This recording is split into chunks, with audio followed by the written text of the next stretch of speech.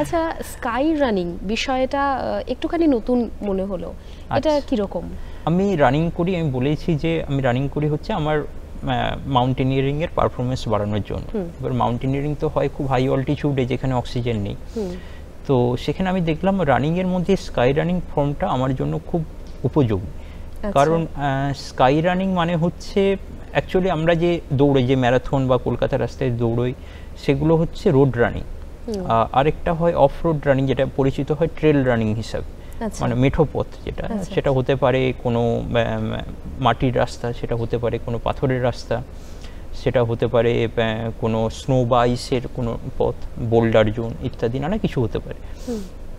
তো এই trail running যখন 2000 মিটারের ওপরে হয় তখন সেটাকে বলা হয় স্কাই রানিং।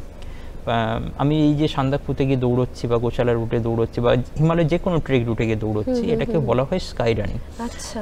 তো এই স্কাই রানিং ইউরোপে খুব নতুন একটা ধারণা, একটা স্পোর্টস হিসাবে নতুন ধারণা। 2008 সালে এর কমিটি ফর্ম হয় স্কাই রানিংয়ে। আচ্ছা।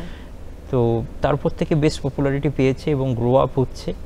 হিমালয়তে আমি ওই শুরুর দিকে যারা ইন্ডিয়াতে স্টার্ট করেছে স্কাই রানিং, তাদের মধ্যে বলা যায় 2017-18-তে আমি একজন ছিলাম। তবে এখন স্কাই রানিং বেশ পপুলার হয়েছে ইন্ডিয়াতে এবং বিভিন্ন ইভেন্ট হয়।